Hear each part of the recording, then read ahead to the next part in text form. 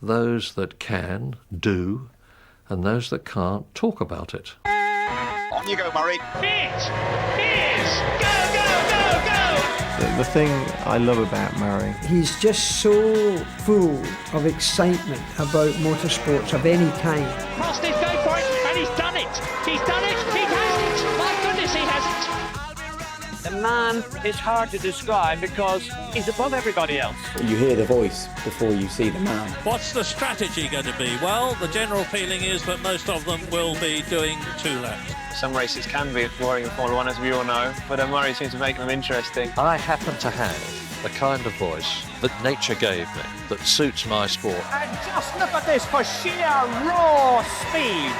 For several generations of fans, he remains the voice of Formula 1. I'm Murray Walker, and my life is a story of obsession. I'm passionate about motorsport, and I was lucky enough to be at the centre of everything. I find my motivation and background on how I got to be a commentator quite interesting, actually, because I often wonder whether I would have been what I have been if my father had been a businessman or whatever, because my father was a professional racing motorcyclist. I was born into a motorsport family. My father was a very successful professional racing motorcyclist, And he raced from before I was born until I was 12 years old. So I was either going to love motorsport or loathe it. and I love it. A young Murray Walker adored his dad. In his day, he was one of the world's leading motorbike racers. My dad used to go away in the week, and he would disappear, and he would come back with a big trophy. Well, I mentioned that first 1908 Easter Monday, Brooklyn's race for motorcycles. I almost worshipped my father. He was a wonderful man. And I very much respected what he did, and I wanted to be like him. You young men have this war to win. But motorsport would have to wait. With Britain at war and Murray barely out of his teens, duty called. Now, I was in World War II in the army in a tank regiment. Among those passing out from Sandhurst Military Academy in 1944 was Officer Cadet 144-06224, Graham Murray Walker. At 18, it was time to go to war myself. It's difficult to convey to today's generation how totally involved, intense and patriotically passionate everyone in Britain was about the war. Germany was regarded as the personification of evil. With the enemy literally at the door, Britain was fighting for its very survival, and I desperately wanted to be a part of it. But the loss of men and materiel in the abortive Battle of the Bulge meant that Hitler was powerless.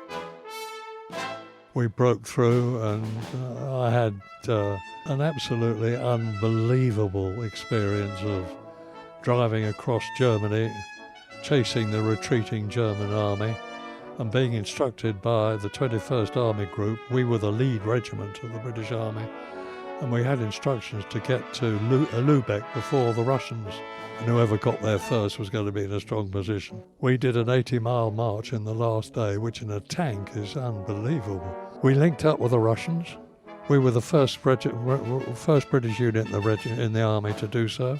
And the first Russians we saw were 3 of them on a German captured BMW motorcycle. How funny that it was a motorcycle as well, your first passion as well. But as far as I'm concerned, it was 4.5 years that I would not have missed for anything. And when I came out in 1947, I started racing motorcycles, in the fond belief that I would show the old man how a motorcycle really ought to be ridden. Deep down, I wanted to be better than my father. Well, I was fairly good.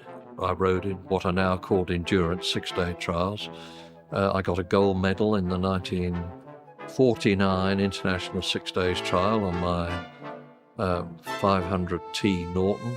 But in the process, I found out that I wasn't as good as I hoped to be, and I certainly wasn't ever going to be anything like as good as my father was. So the inevitable happened. In life, those that can, do, and those that can't, talk about it. And that's when I started talking about it. But I decided that I was far more likely to get somewhere in business than by trying to set the world's racetracks alight. A lot of people listening to this, I think that commentating was your job, but actually... Oh, it's my hobby. He went into the advertising business after the war. I led a double life for a very, very long time because I had this job in the advertising business and I was lucky enough to do well at it in terms of progressing up the ladder and trying to make some money. And that was my Monday to Friday, full-time, full-on job. And helped to produce some classic television commercials. Trill makes produce bounce with help. I say, Trill makes produce bounce with help because Trill has special sunshine grains. Murray, as you see him on the Grand Prix circuit scene, is Murray as he always was. I mean, it bubbles through. Meantime, almost every weekend was either the BBC's or ITV's. On Friday evening, I'd leave the office in St James's Square, meet Elizabeth and our boxer dog, Sheba, and head off in the car to wherever that weekend scramble was taking place. And I think our record for that was 30 successive weekends. And here are three men that everybody is going to be watching here today. Scrambling, as it was then called, as opposed to motocross now, was on the box virtually every weekend, and it was tremendously popular. I know well enough how I started commentating, but for the life of me, I can't remember why. When my father retired from racing, he became the editor of a magazine, a motorcycle magazine, and he also became the BBC's commentator on motorcycle sport for radio. There wasn't any television in those days. So, having failed to be like my father as a motorcycle racer, I suppose, perhaps deep down, it was wanting to be like my father as a broadcaster, so that's how I got into it. This is where it all began for Murray Walker. I was delighted when I got my first chance at broadcasting, albeit on a public address system. The Midlands Automobile Club asked me if I'd like to do the commentary on a combined car and bike meeting at their Shelsley Walsh hill climb in Worcestershire. My father had been due to commentate for the BBC, but had to drop out at the last moment. The club asked him to recommend someone to take his place. Why not try the boy, he said. I think he'll be all right. I mean, 1949, I came here as an understudy for my dad, but as far as I was concerned, there was one bloke that I was talking to, Jim Pestridge, who was the BBC producer. And I knew that when I was talking, Jim would hear what I had to say. And as a result of that, I got my first ever national broadcast of the BBC at Silverstone British Grand Prix 1949. De Graffenried is now taking Stowe Corner for the last time this afternoon. He bounces a bit as he goes round with his yellow wheels spinning. And I am standing in my commentary box at Stowe, and coming down the hangar straight towards me in his ERA, I suppose at about 140 miles an hour, was a very famous chap called John Bolster, who lost control of his ERA, was thrown out of his car, literally at my feet. And I thought, my God, he's dead. What happens now? They didn't tell me what to do about this. So I said, Bolster's gone off, which was a masterpiece of understatement. But to my great subsequent relief, there wasn't a death involved, because that's the very worst thing that can happen to you. But for a debut, it was pretty dramatic. The BBC then got in touch with him in next week and said, British Grand Prix went well, Murray. We've actually got a hole in the commentary team for the motorcycle races at the TT, at the Isle of Man, the TT. Would I care to go and do it? My father was the lead commentator. Before Murray Walker, there was Graham Walker, his father. It's frankly impossible to describe just how bad the conditions were. But this was how Surtees himself saw things when Murray Walker spoke to him immediately after he'd crossed the line. John, congratulations on a fantastic victory. What was it like and how do you feel? From 1949 until 1962, he and I were the only father and son commentary team that the BBC's ever had.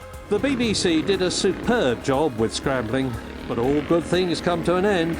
And that's what happened to the BBC Grandstand Motocross series in the late 1960s. My mother used to say to me, "Always remember, dear, that in life, when one door closes, another opens." A real variety of motorcars here. A new form of motorsport was born, designed to give the television schedulers an exciting pre-recorded backup for those winter Saturdays when horse racing or football were affected by the weather. When the BBC decided that scrambling had run its course on the box, they switched to the same sort of thing on four wheels, rallycross, which turned me from being primarily a motorcycle sport commentator into mostly a car sport commentator. It's over the line together, and it's almost a dead heat. It's Jackie Stewart. Nobody has ever seen the finish of a motor race like that. I had been doing a lot of stuff like the British Touring Car Championship, Formula Ford, Formula 3. BBC wasn't doing any, or hardly any, Formula 1 coverage. They would do Monaco, they would do the British Grand Prix and the Italian Grand Prix, and that was about it. And then in 1976... Well now, James, they've changed the regulations concerning the airboxes and the wings, and yet you're still extremely fast. How do you do it? Big balls. Is there a favourite season that you reflect on? 76 takes a hell of a lot of beating. James Hunt was the last of the great romantic drivers on the Grand Prix circuit, a dashing adventurer in the cockpit of his McLaren. His rival, Niki Lauda, was the reigning world champion, the man they called the computer brain. In 1976, they fought for the World Championship title in one of the most ferocious battles that Grand Prix racing has ever seen. Hunt celebrated his victory in a typically uninhibited fashion. James Hunt was getting results both on the track and off. And then you had the Niki Lauda crash at the Nürburgring.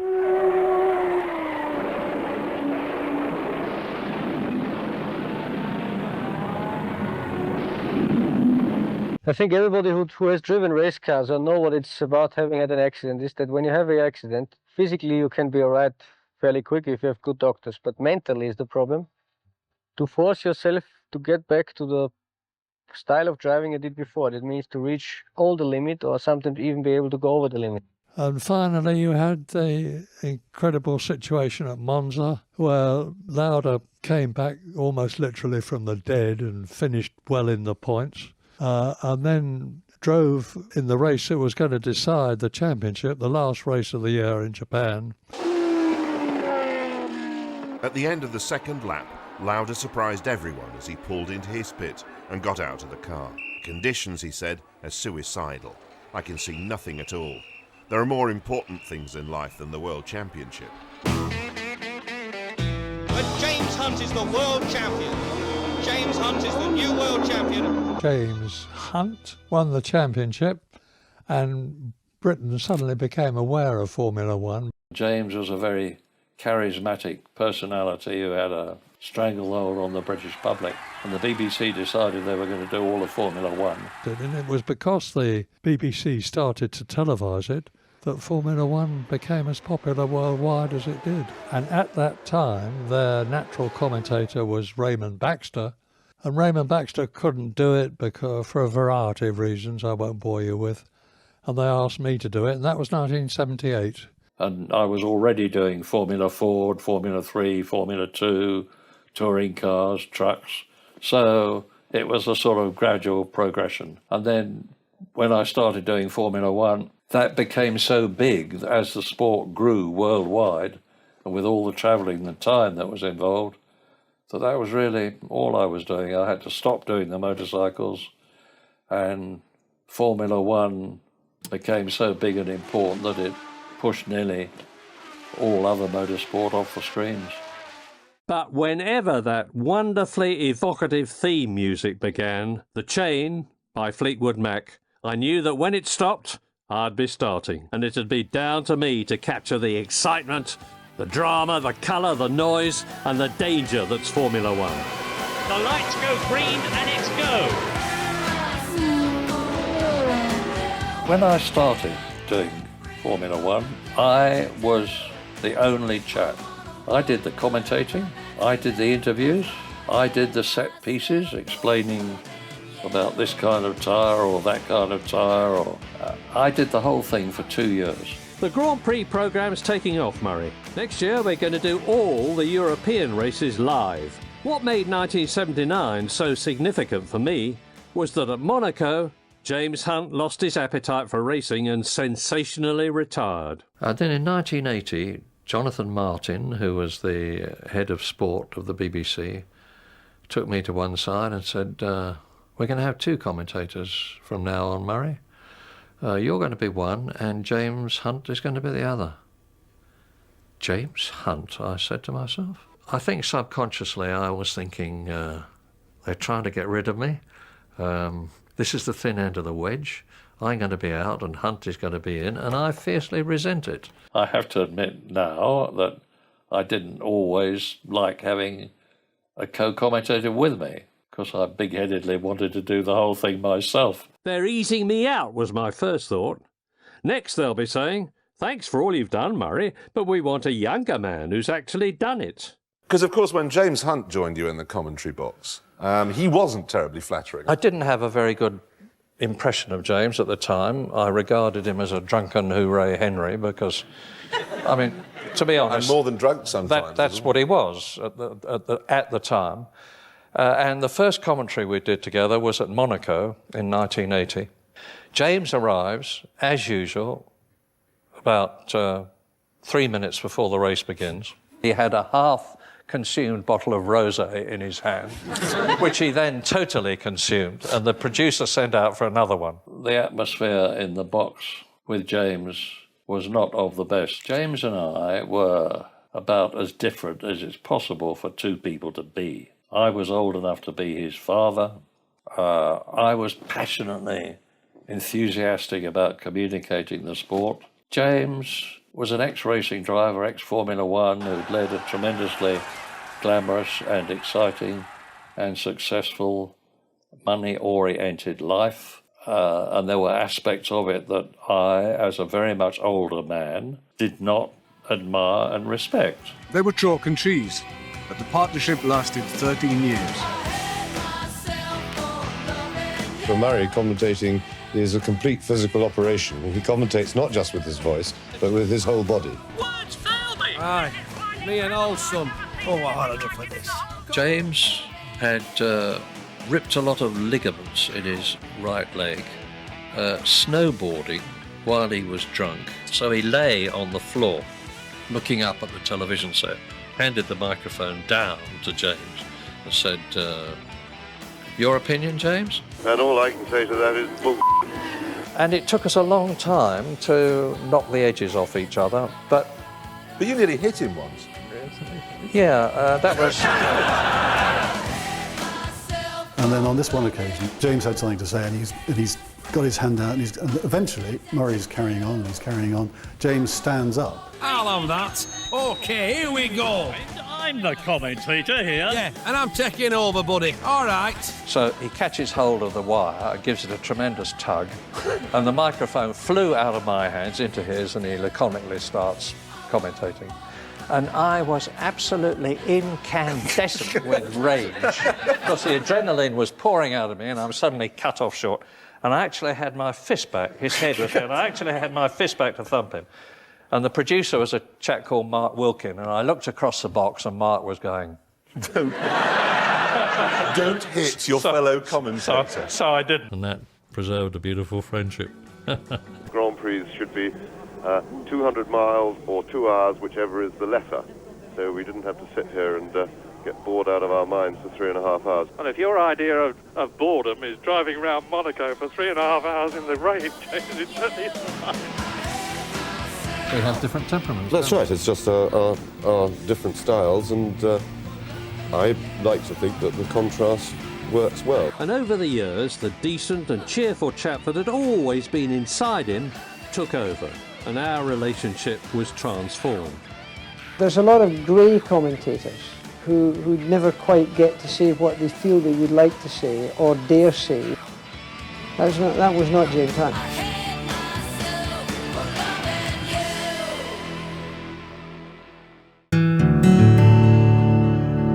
That That Sunday, we did the broadcast for the Canadian Grand Prix at Shepherd's Bush with no problems. And after he'd done his Daily Telegraph column with journalist Jerry Donaldson, James cycled back to Wimbledon. 2 days later, I was doing a job when my wife phoned me. "Brace yourself, dear," she said. "I've got some very bad news. It's James. He's died." It can't be James. I was with him on Sunday. Sadly, though, he'd succumbed to a massive heart attack. After 13 years of enthralling viewers with his wit and wisdom, James Hunt's absence will fill the worldwide followers of Formula One with sadness, just as his 2 fine young sons will grieve for the loss of a loving father, and Grand Prix paddocks will miss his jovial presence. And to my very genuine regret, our long association was over. At the end of 1995, Grand Prix had been running for 18 years and was doing very well. The public loved it. The audience ratings were impressive, and BBC TV head of sport Jonathan Martin was negotiating with Bernie Ecclestone, the Tsar of Formula One, for another 5 years of the same. Little did Jonathan know, though, that ITV was sick of being cut to ribbons by Grand Prix on Sunday afternoons, and had decided that if they couldn't beat it, they'd buy it. In went a mammoth offer of some £60 million, with the promise greatly to improve the show. On the 13th of December, Jonathan's phone rang. "It's Bernie, Jonathan." "Hi, Bernie, how are you?" "Fine, thanks. I just rang to tell you that you've lost the contract and that we're making the announcement in half an hour's time." ITV spent £60 million securing the television rights, yet this year no British driver will be challenging for the title.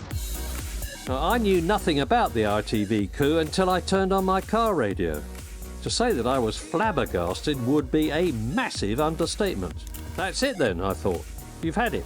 But to my surprise and delight, I got a phone call from ITV's Mike Southgate early in the new year, saying he'd like to come and talk to me. He got straight to the point.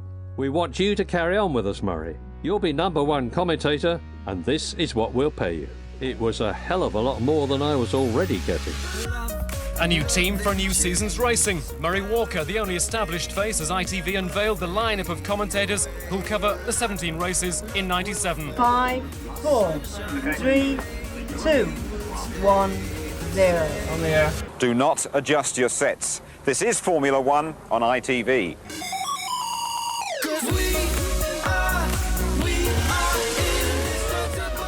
No disrespect to the BBC, but ITV were true to their word and made a much better job of their Formula One coverage.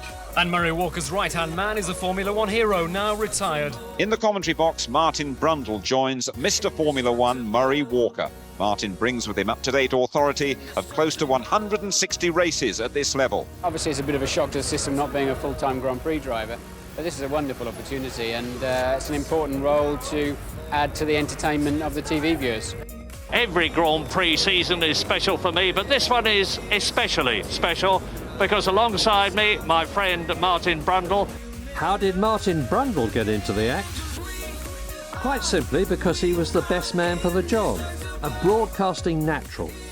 He's one of those rare individuals, someone who's supremely good at his sport, who can talk eloquently and entertainingly about what he does so well. Now, you were in the points here for Benetton last year. What's the new Nürburgring? Jordan. Oh, Jordan, or even Jordan.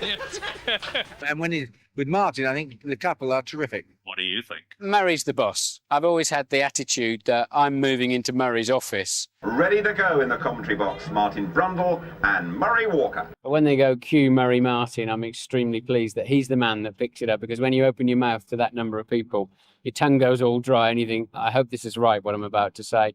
And it's great for me because I can stand back and then notice what's going on and see what's happening, and then come in with something that's hopefully accurate, precise, and a salient point. And then I can always reverse out, knowing Murray has the skill to just pick it up and say so. He can always say something. I'll never forget sitting in the commentary box in Melbourne when we were just doing a practice before our first race with the ITV production. Everybody was a bit nervous. This was about the Wednesday. And they said, OK, Murray Martin, can we have a practice run in the commentary box? And Murray picks up the microphone and starts commentating on an imaginary race that almost had me looking out of the window. It was incredible. Ladies and gentlemen, please welcome Murray Walker. Welcome to the programme. And of course, you'll be commentating. You have, of course, endeared yourself to your fans with some of your legendary gaffes. Murrayisms, they're called. I have a list of phrases that you have coined in the course of your 30 years of broadcasting. You're a great communicator. Let's have a listen to some of those. 3 lights, 4 lights, 5 laps. Pause. Go, go, go. And Schumacher gets... It's like being in a catapult. You just go, wham! He's attacking his teammate Will Hoy. In fact, he's really attacked him. That's it. Off goes Will Hoy. Looks through a completely clean windscreen, and that's the big advantage, of course, of being in front. And that's the big disadvantage of getting your line wrong. And you jerk it out. Into the pit lane comes Andrea De Cesaris, the man who's won more Grand Prix than anybody else in the history of Grand Prix racing without actually winning one of them. And I've got to stop because I've got a lump in my throat. And Mansell's in front of everyone in this race, apart from the 2 in front of him. I like that one, I have to say. The car in front is absolutely unique, except for the one behind it, which is identical. Verbal bloopers coming out in my enthusiasm for what was happening before my very eyes. I was told time after time that I should engage brain before operating mouth, but I was often too fired up for that to happen. What I said came from the heart. This is where I stand to do the commentary, and I do stand for the whole race. This is my television monitor, which gives me exactly the same picture that you see at home. Here is my sheet, which tells me the top 6, the front row of the grid, the fastest lap. But basically, I have to keep my eyes glued on the monitor, because the moment I look away from the monitor, down at the track there, you see something that I don't, and you wonder why I'm not telling you about it. Nigel, nice to see you. He's some guy, isn't he, Tony? It's his energy. Murray is loved and enjoyed by everybody. And here comes the pasta. The pizza, Murray. Mmm. Everybody's enthusiastic about him because it's infectious. So I talk to team owners, I talk to team managers, I talk to mechanics, I talk to drivers. Talking is my life and my stock in trade. He's the only commentator that I can possibly recall that has the ability to go into each and every garage. He's able to talk to every driver, every team boss. I think he was always popular. He has the charisma that, and he has the voice and the excitement. And if those people like what you do and want your autograph and want to talk to you, it's enormously flattering. Murray's commentary is heard throughout the world, including here in Australia. As ever, there's a warm welcome. Yeah, you can't get more special than this. Thanks, guys. Thanks very much. Of course, I want to keep on doing what I love so much, which is talking about motor racing. But my reflexes are going to wither, or my ability to keep up with it mentally is going to wither. I don't know when that's going to be, but I know that I will know before anybody else does. And when I know that it's happening, that's the time I will stop. We've got one more year and then Grand Prix motor racing will never be the same again. That's because my next guest announced last week that he's going to retire from the commentary box to spend more time, presumably, shouting at his garden. Ladies and gentlemen, Murray Walker! March 2001, the beginning of the end for the voice of motorsport. After more than 50 years behind the mic, Murray Walker is packing up and preparing for his final season as ITV's Formula One commentator. Go, go, go! And Schumacher gets away well. Prix is up alongside. I can't imagine hearing Formula One without Murray Walker away. We'll miss him a lot. It's great. I think it's a damn shame, do. I think it's absolutely brilliant. It won't sound the same without him.